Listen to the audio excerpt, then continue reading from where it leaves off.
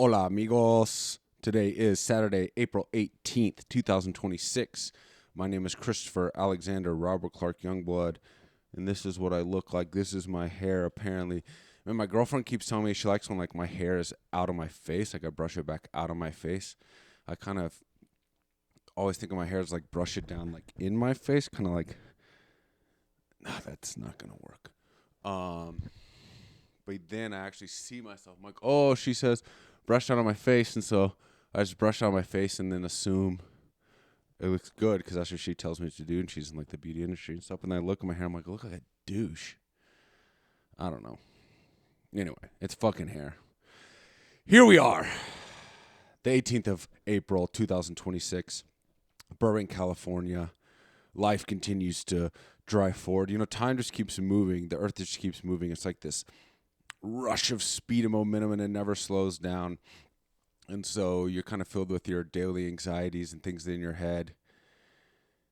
And I guess they are all real, kind of. But also they're not, and it doesn't matter because the whole thing just keeps going on. And if you fucking disappear from this planet, all of your anxieties and everything would disappear too, and it wouldn't fucking matter. So it's it all matters and it doesn't matter. I don't know. It's a weird journey we're on, but yeah, let's give you a quick recap of my life. Well, I don't know, all the thoughts that are in my head. And then, honestly, most importantly, let's recap week 3 of the cosmos, of our study of the cosmic calendar. Actually, fuck it. Let's start with that. Fuck my life. Let's start with the broader lives of the universe. Over the last couple weeks of the podcast, and this is the project I want to work on going forward for every week of the podcast, we are studying the cosmic calendar. We're studying the origins of the universe. Where did this all come from? Apparently, the universe has been alive for 14 billion years, allegedly. I don't know. I kind of think that's just based on our current technological and scientific understanding. Perhaps the universe has been around forever. What we're seeing as the Big Bang is perhaps just I don't know, a reset of the universe, perhaps. It's our planet here, planet Earth, I think has been around for 4 billion years. But it keeps getting reset. Life on this planet keeps getting reset. We keep getting struck by meteors, and then life is wiped out, and then we have to start over. So you take the era of the dinosaurs. Dinosaurs are roaming the planet, dying the planet, get struck by a meteor. All life gets wiped out, and we have to start over. I think that's happened a lot on this planet. So maybe a different type of creature was dominating the planet sometime, then gets struck by a meteor, and we have to start over. Perhaps that's happening with the universe. So we're looking back at what we can see at the faintest origins of the universe, what is known as the cosmic microwave background, the first elements of light emerging in the universe, which is happening in the week 1 of our study of the cosmic calendar. And that's happening 14 billion years ago, basically. But perhaps that's just we're just seeing the reset, Perhaps we're just seeing the beginning of that chapter, So, but all we can do and all I can do is learn about, operate within the confines of the knowledge base of humanity and scientific inquiry, and then relay that to y'all. Also, though, I do think it's very important to spend time in meditation. I think it's very important to spend time doing psychedelics, spending time in silence, spending time gathering knowledge in non-traditional, non-academic, non-traditionally intellectual ways. We live in this very kind of materialistic scientific realm where we gain knowledge from books and the internet. And I think there's a lot of knowledge also to be gained from the universe, from God, from spending time in silence, from not using your brain, from turning off your brain. So I'm really trying to combine those two efforts. Learning in a traditional sense from the materialistic scientific perspective, but also learning from reflection on my soul and my heart and silence. But anyway, this is what I know from a scientific perspective, what's going down with the universe. There's a Big Bang. Apparently, that's point zero. We don't know what caused it, where it came from, but it's just this a creation of time and space, the creation of physics as we know it. Beyond that, kind of physics as we know it breaks down. But the Big Bang occurs. There's this massive release of time and space, basically. It's all we know that we operate within the realms of humanity as like time and space, but think about the actual creation of time and space itself. There being no time or space at all, and then it starting emerging. That is the Big Bang. And also this massive release of energy. It's like this infinite density and then expands out. No light yet, just like the rush and release of energy, of time and space, the beginning of expansion. It's like the beginning of creation. And the universe just starts expanding out faster than the speed of light. And there's really nothing there at the time. The first kind of particles or physical elements that emerge are known as quarks. And quarks are these like little elements of material perhaps that are held together by gluons. And initially the universe is extremely dense and extremely hot. But it immediately starts going from density to expansion, and from infinite heat, from infinite density to expansion, and then from infinite heat, like could not be possibly more hotter, to cooling. And as a cool structure starts to form, and as it expands, gravity starts to act. So you have like this expanding dough, this infinitely hot dough. It begins expanding and spreading out. It's not, sorry, I'm pulling the mic away. It's not equally dense in every area. It's like this dough that's expanding. Gravity is starting to act on like kind of fluctuations in the density of the dough, and that's when we start to see actual physical structures start to emerge. First quarks, these ultra subatomic particles, but they begin to cool and come closer together, and soon we have the first formation of actual subatomic particles, protons, neutrons, electrons, and those soon begin combining together, and we have the emergence of the first elements, hydrogen and helium. And with this, we start to see the first emergence of what is known as light. The universe at this time is not gas. Burping like a motherfucker, sorry. It's not gas. It's not liquid. It's no more. Look at my teeth, dude. Tell me my teeth are not crooked and chipped like a motherfucker. They are. My front two teeth are chipped like a motherfucker from jiu-jitsu. Banging, clanging my teeth together in jiu-jitsu. Little pieces of my teeth are chipping off.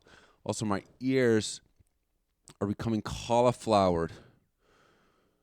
I'm losing like the definition of my ear. The collagen of my ear, they're becoming merged together. Anyway, we're not talking about jiu-jitsu. We're talking about the origins of the universe. The first initial elements, helium, hydrogen, those first elements on the periodic table, numbers 1 and 2, they start to emerge. And it starts to release like this faint light. And this is known as the cosmic microwave background. And this occurs roughly 380,000 years into the universe's existence. Like, let's call it the universe's 380,000th birthday. But this is the ultra infancy of the universe. The cosmic microwave background starts to emerge. Well, we're measuring each week here in this study. Each week is 530 million years of universe life. So in this 530 million years of the first week of the universe's life, most of it occurs right at the very beginning. From that Big Bang up into 380,000 years, the emergence of that cosmic microwave background, the emergence of the first light, the first elements, hydrogen and helium. The universe starts to light up just a little bit. And really, it's not even lighting up. Really, just kind of this dense fog is starting to clear. And this is what it's known as like the opaque universe. At this point, the universe starts to become opaque. The first elements start to emerge. However, from there, it kind of plunges into this cosmic dark age. For basically the next, 200 million years, the universe is relatively dark. It's expanding at a rapid rate, faster than the speed of light. Gravity is starting to act on, it's continuing to act on this like plasmatic soup that we know as the universe, but not a ton is happening. We don't have any stars. We don't really have light. We start to see the emergence of the first elements of the universe, which kind of appears as light, but it's not as if the universe is necessarily lighting up. It doesn't start to light up until around week 2. So now we're already 500 million years into the universe existence. Actually, about 300 million years into the universe existence. So each week being about 265 million years. Now in week 2, which we discussed last week, we start to see the emergence of the first stars. These are known as population 3 stars. So the universe has gone from Big Bang, the creation of nothing, creation of space, time and space, the creation of rapid expansion, at the same time, rapid cooling of an infinitely hot universe starts to create actual structures. As those structures, the faster things are, the faster they're moving, the farther apart they are, the more chaotic they are. As they cool, they start to come together. And those first elements of hydrogen and helium start to clump together and start to form a particular type of star that is unlike the stars that we know now, like our sun. These are called population 3 stars. These stars are composed completely of only hydrogen and helium, the most basic elements of existence. And they burn extremely bright, they burn extremely hot, and they are very young, short-lived stars, just a few million years. Stars that we know of, like our sun, last way longer than a few million years. They burn extremely hot, extremely bright, and they explode. And when they explode, they're known as supernova. And now the universe is starting to light up. During this week 2, let's call it 265 million years of the universe's life to about 530 million years of the universe's life, the universe is lighting up with stars. These population 3 stars, these kind of adolescent stars. This is a kind of the chaotic adolescence of the universe's life, where it's kind of learning who it is. It's growing up. It's like kind of going through puberty, right? Oh, I can do this. I'm big and powerful, but maybe I'm too big and powerful. I don't know how big and powerful I am. The stars are growing big, hot and fast, and then exploding. The good news is when they explode, they're laying the groundwork for the creation of a greater variety of the elements of life. In this extremely hot furnace, raging furnace of hydrogen and helium, are forged more complex elements like carbon, oxygen, iron. These stars explode, these population 3 stars explode into supernova, and now these more complex elements are released into the universe. And now the universe starts to have more ingredients that it's going to need for the formation of different types of stars eventually, the formation of planets, the formation of galaxies. And by the end of week 2, on the 500 million year mark, we start to see the formation of what are known as proto-galaxies. So that is these population 3 stars that are burning very young, very bright, very hot, living very young lives. They're starting to be coalesced together by gravity. Things are cooling, gravity is pulling structures together, and these population 3 stars are grouping together in what are known as these first proto-galaxies. Not galaxies in the sense that we know together that are dominated by like a solar system with planets rotating around. We don't have any planets. We don't have anything other than these population 3 stars at this point, but we are starting to see how the universe behaves, the nature of the universe, that things start to group together, like things start to group together. And that leads us into week 3. There's a couple like little terms I want to refer to here, terms that like pop up on the cosmic calendar. Perhaps I just need to create a list of different kind of steps along the way. First of those terms occurs in week 1. That's recombination. Recombination is like this cosmology term that refers to the combination of quarks and gluons coming together to form the initial elements of hydrogen and helium. That's a recombination. After recombination comes reionization. Recombination occurs prior to the formation of stars. Reionization is something that occurs after the formation of population 3 stars, or more specifically, when population 3 stars explode into supernovae. Population 3 stars explode into supernovae. The energy and radiation released from that supernovae, I don't quite understand this, but reionizes neutral atoms. So I guess there's all these neutral atoms that aren't really available to create more material and more life. But the radiation that is released from these exploding population 3 stars, these supernova, reionize like these hydrogen helium atoms and makes them boom, like charged and reavailable to recombine with other elements to create life. Okay, so this time when like the universe is lighting up with population 3 stars, a term that I keep seeing in my research is known as the cosmic dawn. So you have the cosmic dark ages, which occurs kind of immediately after the Big Bang. Once hydrogen and helium are formed, the universe falls into these cosmic dark ages where there's really nothing but hydrogen and helium and then rapid expansion and darkness. Then, as gravity continues to act like on the dough, on the plasmatic soup of the universe, we then start to see reionization, reionization, which is when These elements of hydrogen and helium are forming together, forming population 3 stars. The supernovae explode. Population 3 stars become supernovae when they explode. Elements, new, more advanced elements of carbon, oxygen, iron are released into the universe, and also the radiation released from those supernovae are reionizing simple molecules of hydrogen, or simple elements of hydrogen and helium throughout the universe to kind of just initiate this growth process. And that leads us into week 3 of the cosmic calendar. Let's call this 530 million years of the universe's life to the universe's 800 millionth birthday. Now we start to see the formation of actual galaxies. The proto-galaxies that began forming from population 3 stars in week 2 now start coalescing like individual proto-galaxies, small galaxies, begin like merging into actual larger galaxies. We don't see like that traditional perfect spiral-shaped galaxy of galaxies like in modern times, or that we're used to, but we do start to see proto-galaxies of population 3 stars merging together to create like very chaotic early larger galaxies. And guess what? At the center of those galaxies, of these merging proto-galaxies, they're merging together. The chaos starts to create some sort of structure, and we start to see a black hole begin forming in the middle of these early galaxies.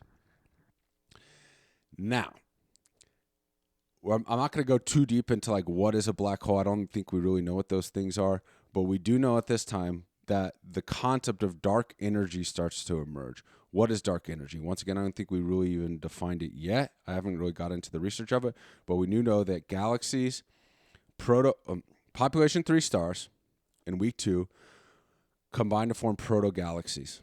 Those proto-galaxies then start to merge with one another to form larger galaxies. Those larger galaxies, still very adolescent galaxies, not within the same structure that we have today, but start to take on a little bit of a spiral shape, and we begin to see black holes start merging in the middle of these. Let me pause there, take a quick look at my notes, because I'm now realizing, man, I probably didn't go deep enough on week 3. So let me just give a quick overview of what I've learned of my notes here in week 3. All right, so the population 3 galaxies start to emerge. These early galaxies start to emerge, and we start seeing stars forming at even higher and higher rates. Oh, feedback, shit, galaxy, more balanced universe. Okay, so now by the end of week 3, the universe has structured galaxies. We have active black holes in the middle of these galaxies, and we now have, perhaps most importantly, heavier elements. In week 2, we only had light elements, hydrogen and helium. The important thing that by the end of week 3, not only do we have these structured galaxies with active black holes in the middle of them, we now have, shooting throughout the universe, carbon, oxygen, iron, all of these basic materials that we need for planets to form down the road, for perhaps conscious life to form down the road. So the universe is not only just like taking structure right now, it's beginning to take on like a function. Like it's beginning to take on the form of life, it appears. So week 3, so let's start week 1, week 0. We got Big Bang. We got the initial elements of hydrogen and helium. We have the emergence of the faintest glow of the universe from the cosmic microwave background, and then we were plunged into a long period of the cosmic dark ages in week 1. Week 2, starting around roughly 250, 300 million years, we start to see the first population 3 stars made of hydrogen and helium forming. Those stars burn bright, hot, and fast, and they explode, releasing heavier elements into the universe.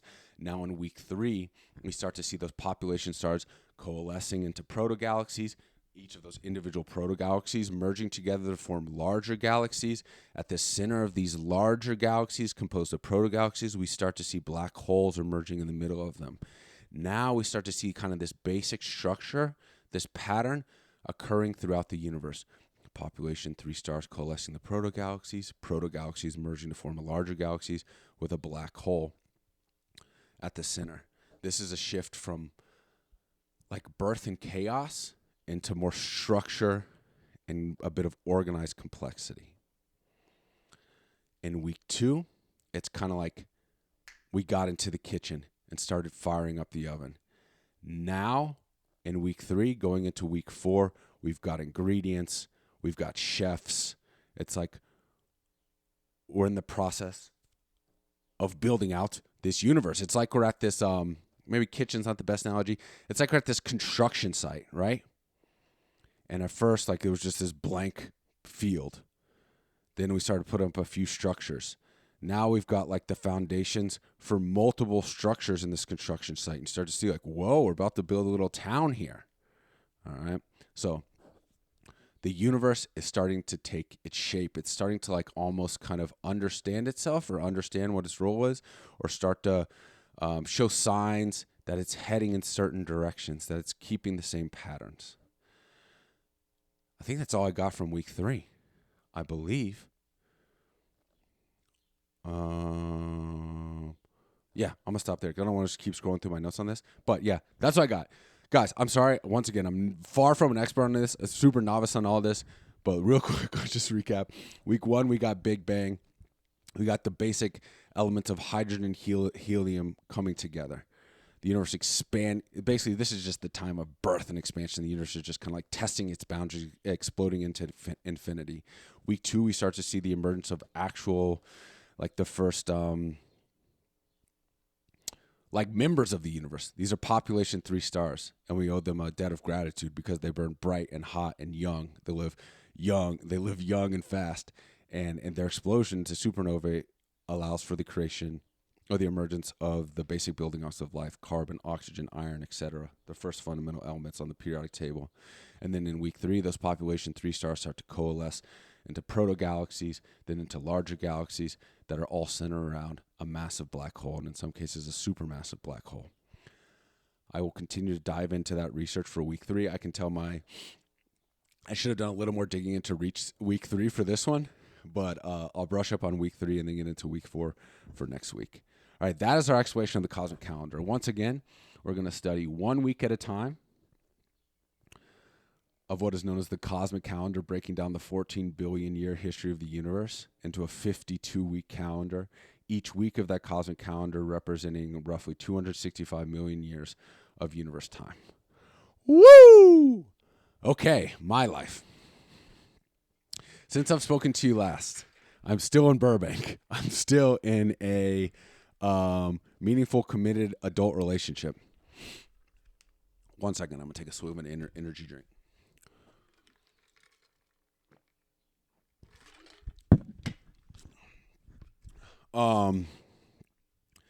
My day primarily consists of waking up, doing jiu-jitsu, and kickboxing, and yoga, and then either looking for a job or going to a job. Over the past couple weeks, I've gone from like application interview phase to now like going on site to meet with people and families. The jobs I'm applying for all in the area of like childcare or working with adults with disabilities. I'm happy to say I'm now half-time employed, working from 3:30 to, no, what time do I work? 2:30 to 6:30 every day with an 18-month-old boy. 18-month-old boy. That's a beautiful opportunity I'm super grateful for, to be a nanny again. It also made me incredibly grateful for the life I used to lead. I used to lead a life with, anyway. My life with JoJo and Emmy was awesome and kind of perfect, and I felt it was, and that's why I always just kind of went through the flow then. Now I'm trying to recreate a similar existence, but without free housing and free food and, not free, I was working for it, but it's like I'm starting over. And I've been speaking with like nanny agencies too, and that's one thing that nanny agencies kind of say all the time. It's like, yeah, it sucks to be a nanny and work for a family for 5 years, where not only you're like getting the routine down, but also your compensation is being increased on a regular basis because the family's incentivized to keep you compensated because they want to keep you around. But then when that job ends, start over with a new family. They don't know you. They don't have any reason to compensate you at a other than an entry-level rate. So you got to start all over with a new family. So this nanny game, it's beautiful. I love being involved in the rearing of young lives, but I also don't know how sustainable it is long-term. But anyway, I don't want to get negative because my girlfriend's always been also talking about being negative. I'm trying to be a more positive person. I'm very grateful for the job I have now. I'm working, like I said, with an 18-month-old, 4 hours a day, 5 days a week. I'm being compensated at a fair rate, I believe. But still, it's not enough for me to pay my bills and like survive and have a fun life in Los Angeles. I basically need to double my income in order for me to get to a point where I feel comfortable. But I'm very grateful for that, for the job I do have. And so now it's looking to add maybe a second one of those. I'm working from 2:30 to 6:30 every day. That does give me the opportunity to train in the morning or perhaps at night. It would be nice to add like a 9 to 1 type job as well. So I've been going and like doing kind of trials with different families. Not that many actually. I did one trial in Santa Monica with 2 babies. It was just way too far of a drive, about an hour commute each way. I've also done a trial with an adult with severe autism, which is actually an adult with severe autism, a 35-year-old man, nonverbal. And we had an awesome conversation, man. It was actually a very profound experience. He speaks through an iPad with a occupational therapy assistant. But him and I went back and forth through his iPad and had like a pretty profound adult conversation. And his parents told me he never quite connected with someone like that. They're not used to this guy just like chopping it up like with a bro. And that's what we did. And he asked me some pretty profound questions. I really hope I get a chance to continue working with him. I've been speaking with multiple families of either teenagers or adults with severe autism or some form of disability. It's not really an area where I expected to work in, but I've been using this app called care.com. That's primarily like a nanny babysitting app to look for jobs, and mixed in there are also, jobs for adults with special needs or children with special needs. And it's like a whole different field that is kind of being opened up to me. And I think I know I could have a positive impact in people's lives. I know I can have a positive impact in people's lives of any age, whatever. It's just a matter of coming up to the right number. Only problem is now, like a lot of these adults with disabilities are, a lot of their service, there's just a lot of bureaucracy involved, man, with like they're getting, some of it's paid for by the government. There's like all these therapists involved and forms. And so like this one dude that I'm looking to work for, man, I'm in contact with like literally 5 different people. There's like the headhunters looking for the person. There's the family, the mom and dad. There's like the guy who runs the placement agency who organizes the interviews. Then there's the woman who does the interviews. Then there's the HR person who like sends you the documents. I'm like, what the fuck is going on with this one person, this one individual I'm trying to work with, who the only person I need to speak to with is his mom. I need one person, his mom. But I don't need to speak with 10 different fucking people to like set up a meeting with this motherfucker. Anyway, I don't know, man. Now there's tax forms. And so I'm really close to like starting a job with that I would find very meaningful. And I know it'd be a great benefit to this individual. But now there's all this paperwork and shit involved and taxes. And they want to pay me $35 an hour and then get taxed. Like, y'all motherfuckers are going to take, someone's taking 25% of this $35? Nah. No, cash, bitch. Or it's going to 50. You listen, that's kind of my rate here now. I'm just rambling out loud. Either you're paying me $35 cash or you're paying me $50 taxed. Because let's just, I'm just going way too deep and personal now, but 50 taxed at 25%, I'm assuming, I don't know, it's kind of just somewhere between 20, 30% is probably what I'm paying at the end of the year. 50 times 4 is, what's 25% of 50? Like 13? So, it's 37. 50 is basically the same as 50 tax is like 35 cash. So, anyway, I just can't do it, man. I can't take $35 is the absolute minimum, like after taxes. So that's been the grind. I'm working half time. At the same time, I'm getting all my teaching credentials back in order. It's starting to feel like maybe going back to teaching is the most sustainable way to do things, because I'll be making roughly the same amount of money as I am, probably about $35 an hour post-taxes. But at least I'll have the predictability of a schedule. Like, I'll know exactly what I'm working, like 7 to 3 every day. I know exactly when my holidays are going to be. I know exactly I can take a job, take vacation during the summer. That's just feeling more sustainable as a 38-year-old man. It's really different. Also, I love my current job that I've just been working for a week. I love this little baby I'm working with. His family's awesome, but I gotta admit, man, it's like I'm now a nanny. Like I feel like a nanny. I'm like doing dishes at this random, at this dude's house, this baby's house, cleaning up his stuff. I love spending time with him, and I love seeing a baby grow up. But one, it's already experience I've already had. So it's like with JoJo and Emmy, that was the first time I was with a baby all day long. So it's kind of magical every day. This new kind of every day was kind of novel and new. Now it's like, oh, I've seen this before. This is my third baby. It sounds fucked up, but it's true. Like it's more boring now because it's not new. And then the second thing is like the whole JoJo and Emmy thing. They were my good friend's daughter. It was like one of my bros, and my bro reached out to me specifically. It felt like family. It was the whole story of it was more meaningful. It was a good friend of mine reaching out, hey, I respect and love you. I need your help. You're the type of individual who I would want my daughters to, embody some of the characteristics that you have. Come help us. Come live in our guest house. I don't know. I just felt like we were all on this journey together. Now it's, I was like on this journey of building a family with a friend. It's kind of a special, unique situation. Now it's just kind of like, it feels like a job.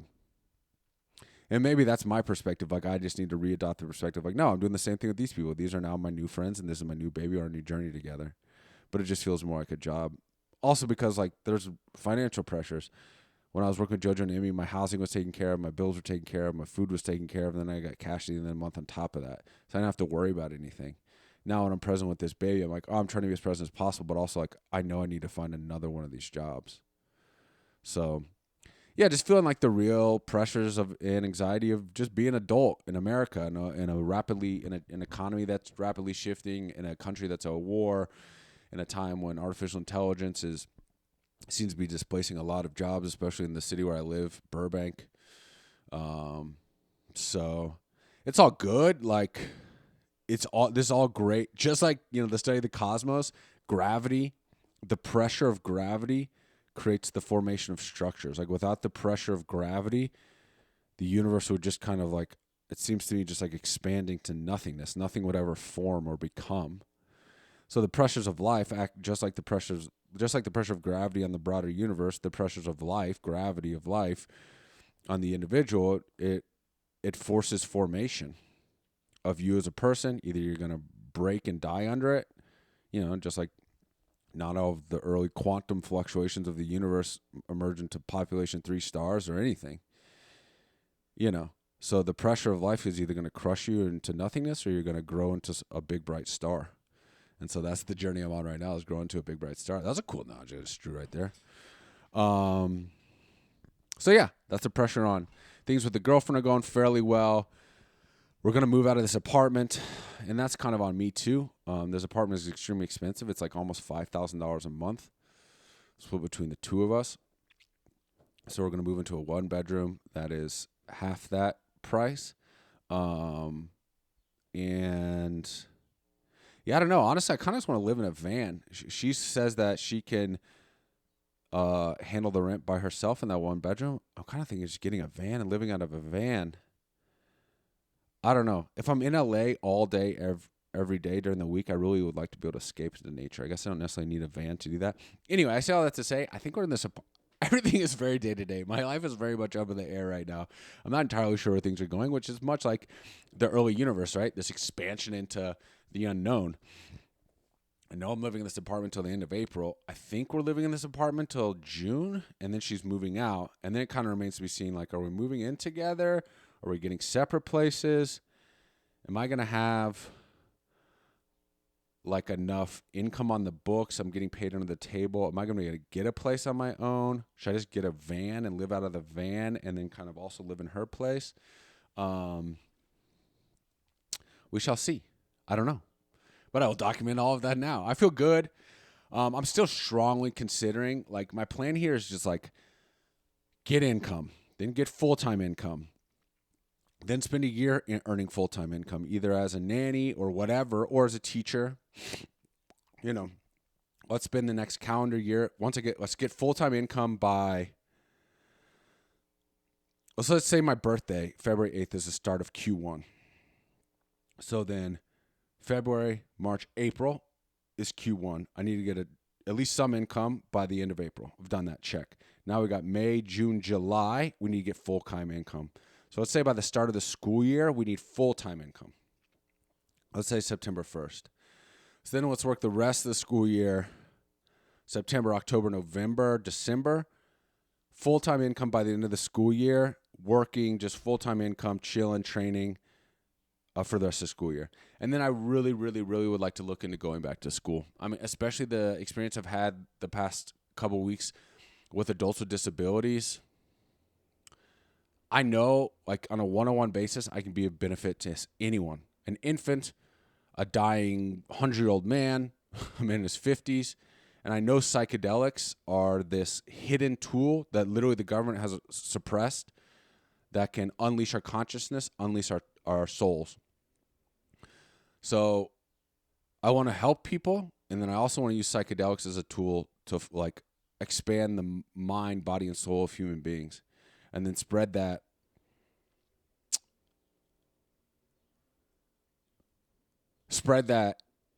enlightenment vector throughout the planet to help us heal this planet, heal humanity, and then ultimately expand into the universe. It's like in my individual time now, I'm like studying the origins of the universe, like the broad macroscopic picture.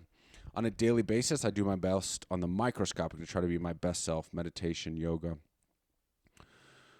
martial arts.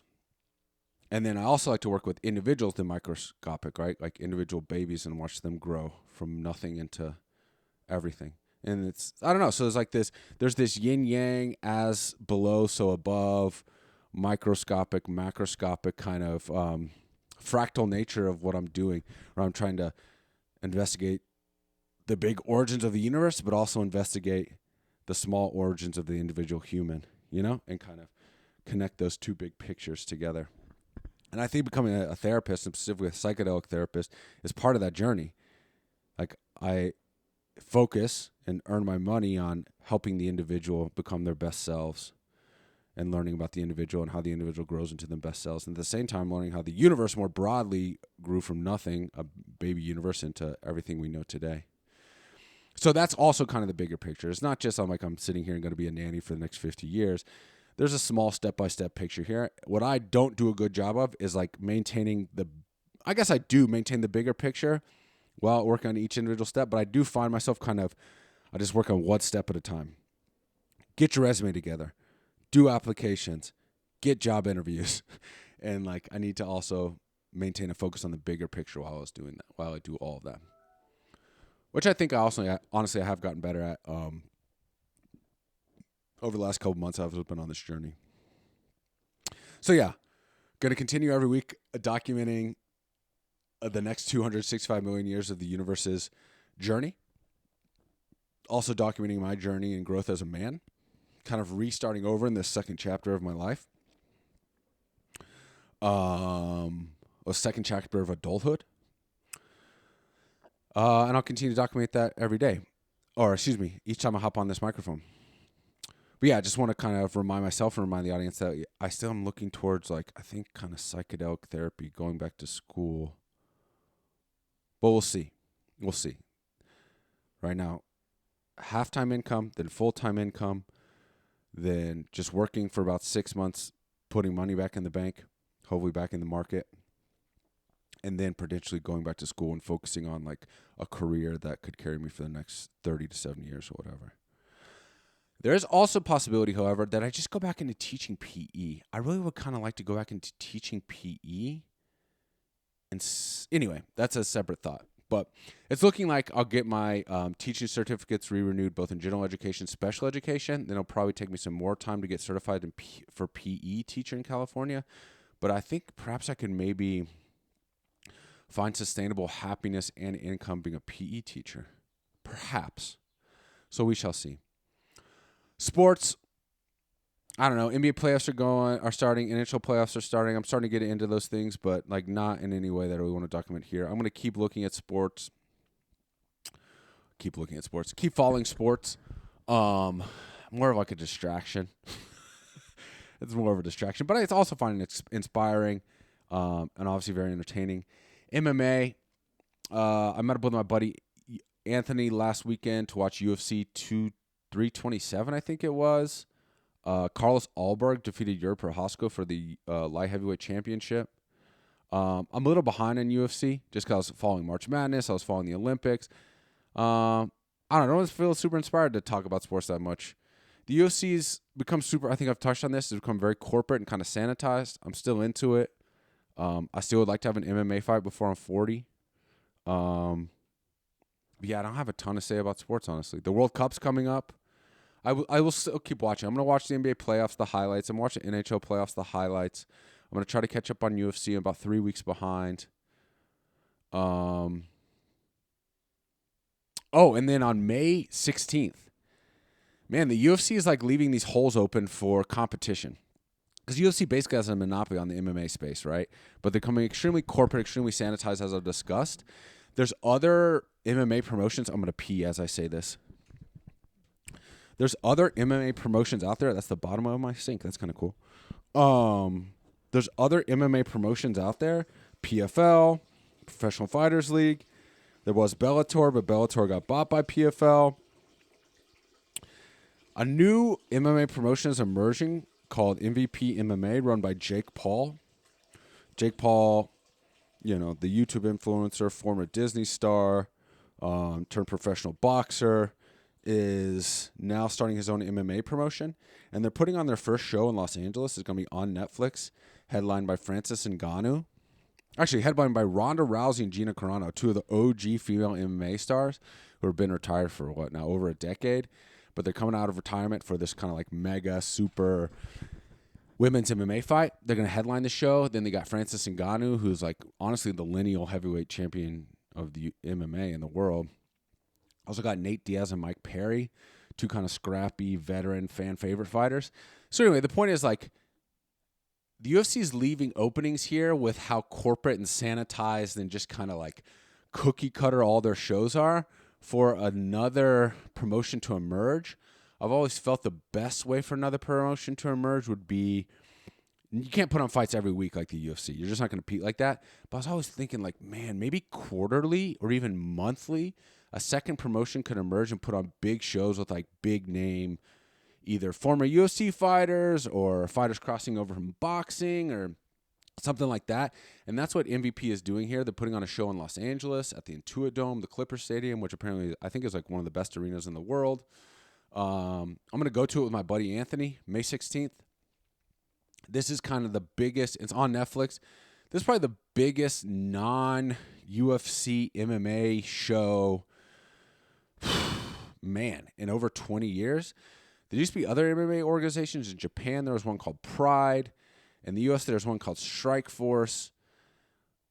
Those shows could like sell out arenas and could kind of challenge the UFC a little bit. This is the first time we've seen something on that level in about 20 years, I would say. So I'm excited for that and what it represents for the development of the combat sports game and the development of MMA. I'm really excited about that. I'm going to go check that out. Guys, I think that's all I got. My life is not super exciting now. Oh, training jiu-jitsu. I think I broke my toe. I'm pretty sure I broke my toe. 2 days ago, I was training jiu-jitsu. Was doing a takedown, or maybe I was pulling guard or something. I can't remember what I was doing. We went from standing to the ground, and my toe, my right middle toe, like bent all the way backwards, and I felt it snap. I think I even heard it snap. And I trained for like I finished up that class and the class after, but the rest of the day it immediately swelled up and turned like blue and purple, and went and got an x-ray yesterday, and I think it's pretty fucked up. So I might be out of training for 6 to 8 weeks. If that's the case, I'm back to hot yoga. I'll be on that hot yoga grind every day. So I'm really going to be waking up, doing hot yoga or jiu-jitsu, going to work with my new precious 18-month-old baby. At the same time, I'm going to continue looking for jobs for, adding a second half-time job. and then continue this research on the cosmic calendar and do our best to continue to come to y'all weekly. All right? So, Boo Boo, my girlfriend's cat's saying what's up. Hi, Boo Boo. Hi, Boo Boo. Hi, Boo Boo. So yeah, but I'll keep y'all abreast of all these developments. I'm just trying to expand and grow just like the universe, the pressures of life causing the formation of a star, just like the pressures of galaxy cause the formation of stars and the early plasmatic soup of the universe. I love you all. Thank you for listening to my rambling. Namaste to you all. Let's keep grinding and be our best selves. It is incumbent upon all of us to be the light in our own little universes. We must be the light. All right? There's darkness in this world. There's darkness within the universe. I haven't really got into dark matter, but perhaps that darkness, within that darkness are the exact materials needed for you to create stars in your life or for you to become the star of your own life. And the pressures of gravity, the pressures of life is the necessary motivation and fuel for you to do so. And I'm speaking to myself right now. I love you all, and we'll speak soon. Namaste.